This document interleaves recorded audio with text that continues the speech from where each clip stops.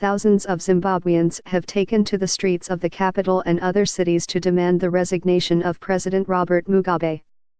In a party atmosphere, they tore pictures of Mr. Mugabe and at one point marched to his office and residence. The army took over on Wednesday, days after Mr. Mugabe sacked his deputy, signaling that he favored his wife Grace as his successor. Mr. Mugabe, 93, has led Zimbabwe since independence from Britain in 1980.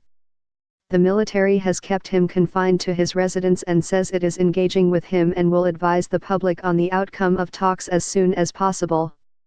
Saturday's rally had the support of the army and members of the governing ZANU-PF party.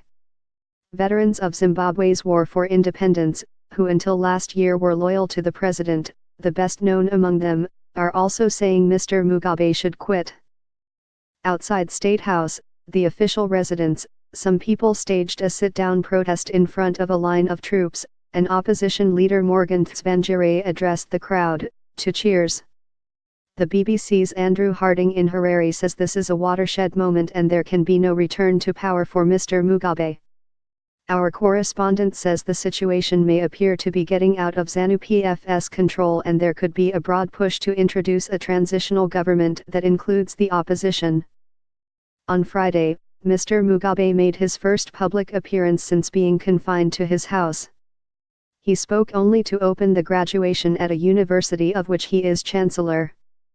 Grace Mugabe was not present. It had been thought she had left the country, but it emerged on Thursday that she was at home with Mr. Mugabe. Mr. Mugabe sacked Vice President Emmerson Mnangagwa last week, apparently to pave the way for Grace Mugabe, who is 4 decades younger than him, to take over the presidency. ZANU-PF's top body is meeting on Sunday to discuss dismissing Mr. Mugabe as party leader. Analysis by Ann Soy, BBC News, Harare. Negotiations are going on behind the scenes to persuade President Mugabe to step down. It is understood that he has insisted that he cannot do so and legitimize a coup. The military maintains this is not a coup and there is international pressure to use constitutional means to resolve the political crisis. Negotiators are pouring through Zimbabwe's laws to find a legal way out. Saturday's call for civilians to take to the streets looks choreographed to lend some legitimacy to the transition process being discussed. President Mugabe's support base has continued to crumble. Independence War veterans, who fought alongside him against colonial rule, have also called on their former leader to leave. But the biggest blow yet to Mr. Mugabe could be delivered by the Central Committee of his ruling ZANU-PF on Sunday. Their meeting could see Robert Mugabe dismissed as party leader.